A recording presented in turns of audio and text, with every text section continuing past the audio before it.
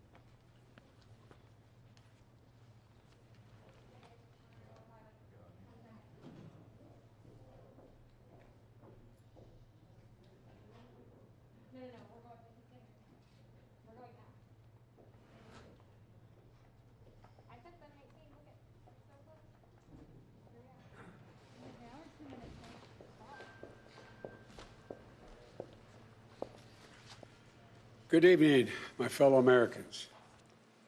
It's been 343 days since the virus that has ravaged our nation tragically claimed its first life. On February the 6th in 2020, Patricia Dowd took her last breath at home under the California sun in Santa Clara. She was 57 years old, a beloved wife, mother, daughter, sister. She never knew she had the virus at the time when most folks never heard about the virus. But just like that, she was gone. And almost exactly 1 year later, nearly 400,000 of our fellow Americans have met the same cruel fate.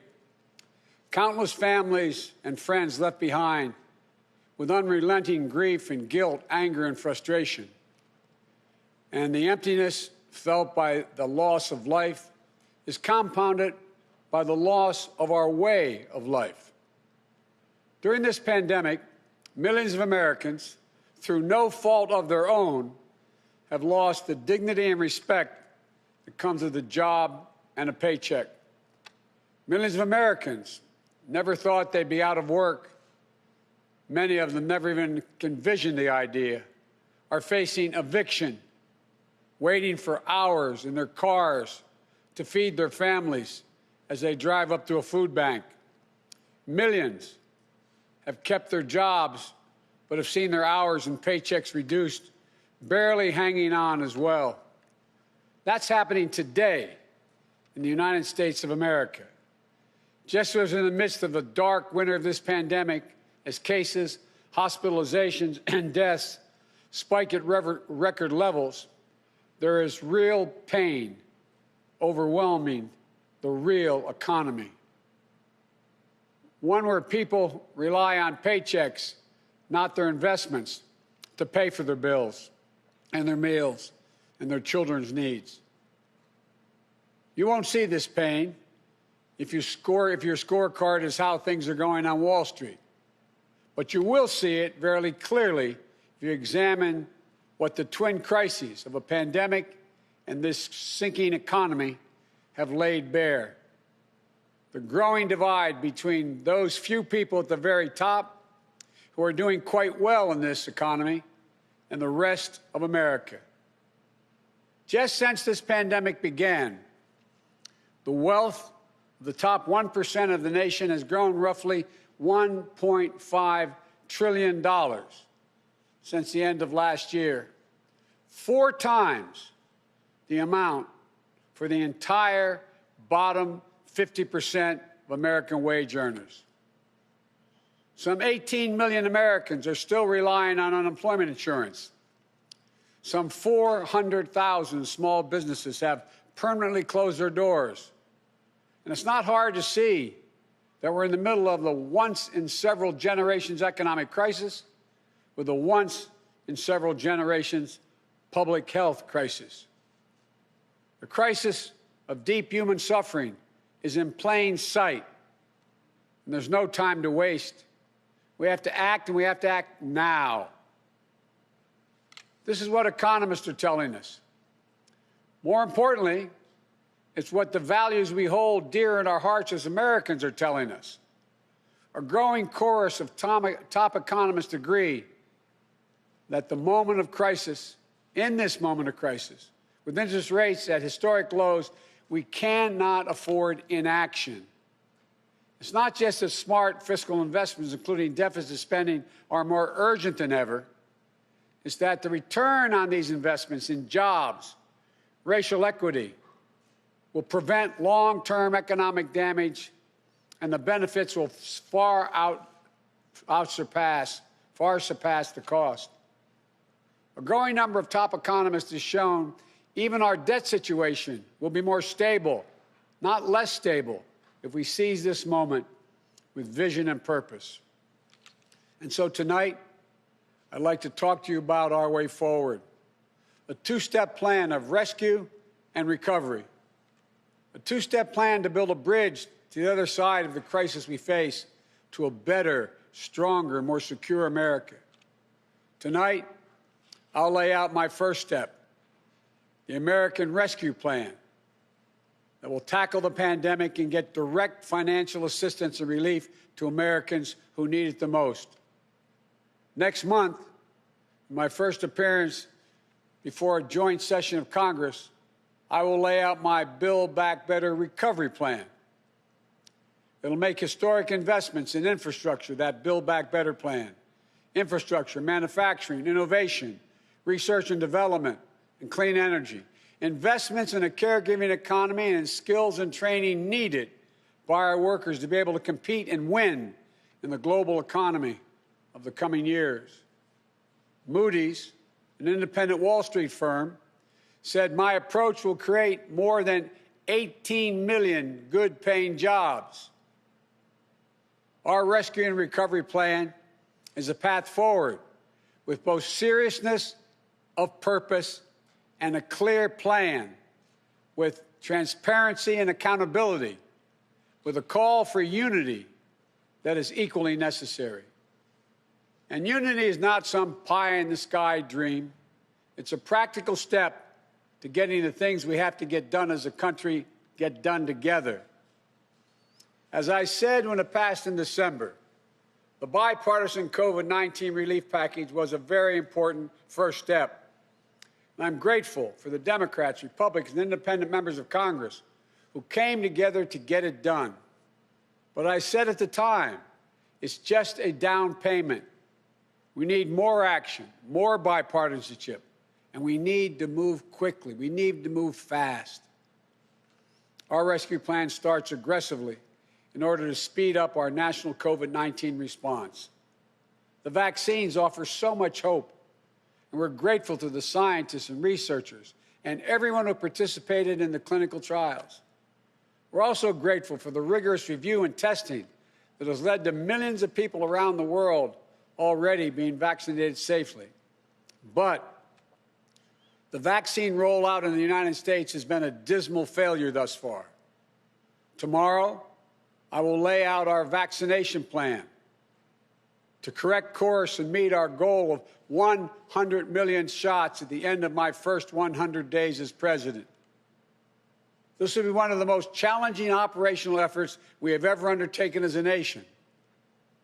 We'll have to move heaven and earth to get more people vaccinated, to create more places for them to get vaccinated, to mobilize more medical teams to get shots in people's arms, to increase vaccine supply, and to get it out the door as fast as possible. We'll also do everything we can to keep our educators and students safe, to safely reopen a majority of our K-8 schools by the end of the first 100 days. We can do this if we give the school districts, the schools themselves, the communities, the states, the clear guidance they need, as well as the resources they need that they can't afford right now because of the economic dilemma they're in. That means more testing and transportation, additional cleaning and sanitizing services in those schools, protective equipment and ventilation systems in those schools. We need to make sure that workers who have COVID-19 symptoms are quarantined, and those who need to take care of their family members with COVID-19 symptoms should be able to stay home from work and still get paid. This will reduce the spread of the virus and make sure workers get the support they need to maintain their families. But we need about $400 billion in funding from Congress to make all of what I just said happen. It's a great deal, but I'm convinced we are ready to get this done. The very health of our nation is at stake. Our rescue plan also includes immediate relief to Americans hardest hit and most in need. We will finish the job of getting a total of $2,000 in cash relief to people who need it the most. The $600 already appropriated is simply not enough. You just have to choose between paying rent and putting food on the table. Even for those who've kept their jobs, these checks are really important. You see, if you're an American worker making $40,000 a year with less than $400 in savings, maybe you've lost hours, or maybe you're doing fewer shifts, driving a truck or caring for the kids or the elderly. You're out there putting your life on the line to work during this pandemic and worried every week that you'll get sick, lose your job, or worse. $2,000 is going to go a long way to ease that pain. We'll also provide more peace of mind for struggling families by extending unemployment insurance beyond the end of March for millions of workers. That means that 18 million Americans currently relying on unemployment benefits while they look for work can count on these checks continuing to be there. Plus, there will be a $400 per week supplement so people can make ends meet. This gets money quickly into the pockets of millions of Americans who will spend it immediately on food and rent and other basic needs. As the economists tell us, that helps the whole economy grow. We'll also tackle the growing hunger crisis in America. As I speak, and the Vice President-elect has spoken to this many times, 1 in 7 households in America, more than 1 in 5 Black and Latino households in America, report they don't have enough food to eat. This includes 30 million adults and as many as 12 million children. It's wrong. It's tragic. It's unnecessary. It's unacceptable. So we're going to extend emergency nutritional assistance for 43 million children and their families enrolled in the SNAP program through the rest of this year. We'll help hard-hit restaurants prepare meals for the hungry, provide food for the families who need it. We will invest $3 billion in making sure mothers and their young children have the nutrition they need. This will not only meet our moral obligation we have to one another, but will also spur our economic growth, get restaurants and workers back on the job. And as we work to keep people from going hungry, we'll also work to keep a roof over their heads, to stem the growing housing crisis and evictions that are looming. Approximately 14 million Americans have fallen behind on rent, many at risk of eviction. If we don't act now, there'll be a wave of evictions and foreclosures in the coming months as the pandemic rages on. This would overwhelm emergency shelters, increase COVID-19 infections as people have nowhere to go and can't socially distance. Next week, we'll take action to extend nationwide restrictions on evictions and foreclosures. This will provide more than 25 million Americans greater stability instead of living on the edge every single month. And I'm asking Congress to do its part by funding rental assistance for 14 million hard-hit families and tenants. It will also be a bridge to economic recovery for countless mom-and-pop landlords. These crises are straining the budgets of states and cities and tribal communities that are forced to consider layoff and service restrictions of the most needed workers. It means that people putting their lives at risk are the very people now at risk of losing their jobs. Police officers, firefighters, all first responders, nurses, educators. You know, over the last year alone, over 600,000 educators have lost their jobs in our cities and towns. Our rescue plan will provide emergency funding to keep these essential workers on the job and maintain essential services. It will ensure that vaccines are administered and schools can reopen. Vice President-elect Harris and I have been speaking with county officials, mayors, governors of both parties on a regular basis. We're ready to work with them, help them get the relief they need. Our rescue plan will also help small businesses that are the engines of our economic growth, our economy as a whole, the glue that holds communities together as well. But they're hurting badly. And you realize they account for nearly half of the entire total U.S. workforce. Our rescue plan will provide flexible grants to help those hardest hit small businesses survive the pandemic, and the low-cost capital that will help entrepreneurs of all backgrounds create and maintain jobs, plus provide the essential goods and services that communities depend upon. Last week, I laid out how we'll make sure that our emergency small business relief is distributed swiftly and equitably, unlike the first time around. We're going to focus on small businesses on Main Street. We'll focus on minority-owned small businesses, women-owned small businesses, and finally having equal access to the resources they need to reopen and to rebuild. And we will be responsible with taxpayers' dollars, ensuring accountability that reduces waste and fraud and abuse like we did in the Recovery Act that I administered in our administration. Direct cash payments, extended unemployment insurance, rent relief, food assistance, keeping essential frontline workers on the job, aid to small businesses. These are the key elements to the American Rescue Plan that would lift 12 million Americans out of poverty and cut child poverty in half. That's 5 million children lifted out of poverty if we move. Our plan will reduce poverty in the Black community by 1/3, reduce poverty in the Hispanic community by almost 40%.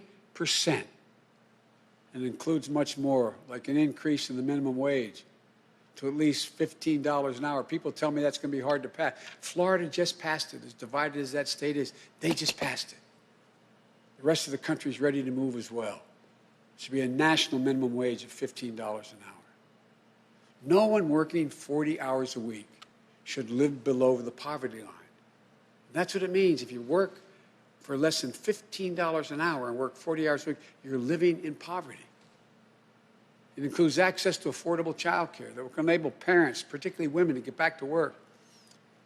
I look forward to working with members of Congress of both parties to move quickly to get the American Rescue Plan to the American people. And then we can move with equal urgency and bipartisanship to my Build Back Better recovery plan that I will call for next month to generate even more economic growth. American manufacturing was the arsenal of democracy in World War II. It will be so again. Imagine a future made in America, all made in America, and all by Americans. We'll use taxpayers' dollars to rebuild America. We'll buy American products, supporting millions of American manufacturing jobs, enhancing our competitive strength in an increasingly competitive world. Imagine historic investments in research and development to sharpen America's innovative edge in markets where global leadership is up for grabs, markets like the battery technology, artificial intelligence, biotechnology, clean energy. Imagine confronting the climate crisis with American jobs and ingenuity leading the world. It's time to stop talking about infrastructure and to finally start building an infrastructure so we can be more competitive. Millions of good-paying jobs that put Americans to work rebuilding our roads, our bridges, our ports to make them more climate resilient, to make them faster, cheaper, cleaner, to transport American-made goods across our country and around the world. That's how we compete. And imagine millions of jobs in a caregiving economy to ease the financial burden of caring for young children and aged loved ones. Let's make sure our caregivers, mostly women, women of color, immigrants, have the same pay and dignity that they deserve. So we can do these bold, practical things now. You know, I know what I just described does not come cheaply, but failure to do so will cost us dearly. The consensus among leading economists is we simply cannot afford not to do what I'm proposing. Independent, respected institutions from around the world, from the Federal Reserve to the International Monetary Fund, have underscored the urgency. Even Wall Street firms have reinforced the logic. If we invest now boldly, smartly, and with unwavering focus on American workers and families, we will strengthen our economy, reduce inequity, and put our nation's long-term finances on the most sustainable course. And where we're making permanent investments, recurring investments, as I said in the campaign trail, we will pay for them by making sure that everyone pays their fair share, not punishing anybody.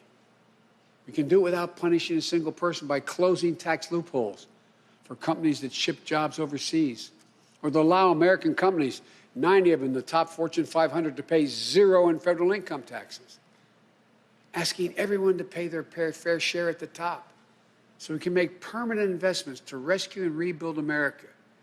It's the right thing for our economy. It's the fair thing. It's the decent thing to do. We not only have an economic imperative to act now, I believe we have a moral obligation. In this pandemic, in America, we cannot let people go hungry. We cannot let people get evicted. We cannot watch nurses, educators, and others lose their jobs. We so badly need them. We must act now and act decisively. My fellow Americans, the decisions we make in the next few weeks and months are going to determine whether we thrive in a way that benefits all Americans, or that we stay stuck in a place where those at the top do great, while economic growth for most everyone else is just a spectator sport, and where American prospects dim, not brighten.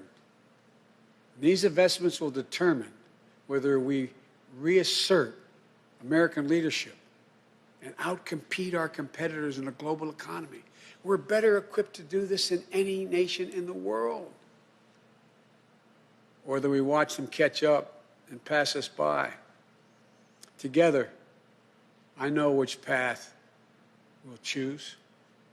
And that includes all Americans, so we can own the 21st century. But even with all these bold steps, it's going to take time to get where we need to be. There will be stumbles, but I will always be honest with you about both the progress we're making and what setbacks we meet. And there will, and here's the deal, the more people we vaccinate, the faster we do it, the sooner we can save lives and put this pandemic behind us and get back to our lives and our loved ones. And the sooner we can rescue and rebuild the American economy, the biggest and most profitable engine in the world. I know it's been nearly a year that tested us beyond measure. For all of you who have lost someone, my heart goes out to you. I know that feeling looking at that empty chair across the table. All of you who've fallen on hard times, I know you can never get back what you lost, but as your president, I know that every day matters and every person matters. From the very first to the nearly 400,000 lost American souls and counting, to the millions of you just looking for a fighting chance in this economy, I promise you, we will not forget you. We understand what you're going through. We will never, ever give up. And we will come back. We'll come back together. Well, we didn't get into all this overnight. We won't get out of it overnight. And we can't do it as a separated and divided nation. The only way we can do it is to come together as fellow Americans, as neighbors, as the United States of America. And when we do, there's nothing beyond our capacity. I've said this many times. When America acts as one, there's never been a single thing we've been unable to do, no matter how consequential the issue has been. Out of all the peril of this moment, I want you to know, I give him a word, I see the promise as well. We've seen clearly what we face now. And I remain so optimistic about America. As optimistic as I've ever been. We have everything we need, but the will must be demonstrated. So come Wednesday, we begin a new chapter. The Vice President-elect and I will do our best to meet all the expectations you have for the country and the expectations we have for it. I'm confident. I am truly confident. Together, we can get this done and come out better off than when we went into this crisis. God bless you all, and may God protect our troops.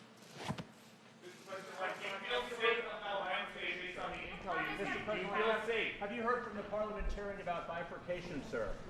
Will bifurcation work with this agenda and impeachment? Come on, guys, travelers, we need to load. Travelers.